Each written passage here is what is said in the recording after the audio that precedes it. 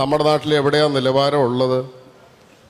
മദ്യത്തിൻ്റെ പുറത്ത് ഇത് ആരോഗ്യത്തിന് ഹാനികരമാണ് കുടിക്കുന്നത് എന്ന് എഴുതി വെച്ചിട്ടുണ്ട്. അത് വായിച്ചിട്ട് കേരളത്തിൽ 100% ലിറ്ററസി ഉണ്ടെന്നാണ് പറയുന്നത്. അത്യാവശ്യം അക്ഷരം വായിക്കാൻ അറിയാത്തവർ മാത്രമുള്ളൊരു സ്ഥലമാണ്. ഇത് വായിച്ചിട്ട് കുടിക്കണമെന്ന് തോന്നുന്നവൻ കുടിക്കുന്നു എന്ന് വെക്കുക. ഇതൊന്നുമില്ലാതെ നമ്മളൊരു ഹോട്ടലിൽ കയറിയാൽ വളരെ നിലവാരമുള്ള ഭക്ഷണം എന്ന് മനോഹരമായ മെനുവിൽ അടിച്ചു വെച്ചിട്ട് നമ്മളത് വാങ്ങിച്ച് കഴിക്കുന്നില്ലേ? ഇതിൽ എത്ര വിഷമുണ്ട്, എത്ര അനാരോഗ്യകരമായ സാഹചര്യങ്ങളിലാണ് ഈ ഭക്ഷണം പാകം ചെയ്യപ്പെടുന്നത്, ഇതൊക്കെ നമുക്കറിയാം.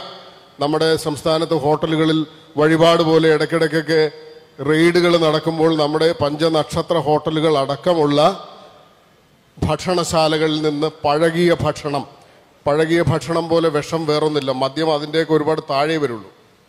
നിലവാരമില്ലാത്തത് കൊണ്ട് എത്ര ഹോട്ടലുകൾ കേരളത്തിൽ പൂട്ടുന്നുണ്ട്? എത്ര വിദ്യാഭ്യാസ സ്ഥാപനങ്ങൾ കൊണ്ട് നിലവാരം?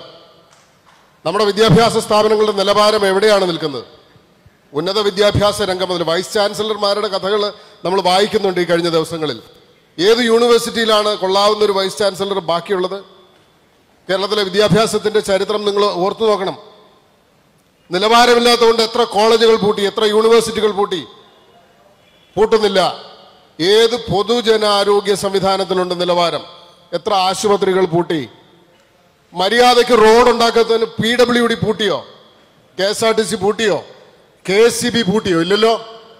നമ്മുടെ കോർപ്പറേഷനുകളും മുനിസിപ്പാലിറ്റികളും പൂട്ടിയോ? ഇല്ലല്ലോ. അപ്പൊ ബാറ് മാത്രം നിലവാരമില്ലാത്തതിന് പൂട്ടുന്ന ഒരു ഏർപ്പാട് തട്ടിപ്പാണെന്നാണ്. നിലവാരമില്ലെങ്കിൽ ഈ രാജ്യത്തെ സെക്രട്ടേറിയറ്റ് മുതൽ താഴോട്ട് താലൂക്ക് ഓഫീസും വില്ലേജ് ഓഫീസും വരെ പൂട്ടണം. അങ്ങനെ പൂട്ടിയിട്ട് വേണമെങ്കിൽ ബാറും കൂടെ പൂട്ടണം. ഇതാണ് എൻ്റെ അഭിപ്രായം.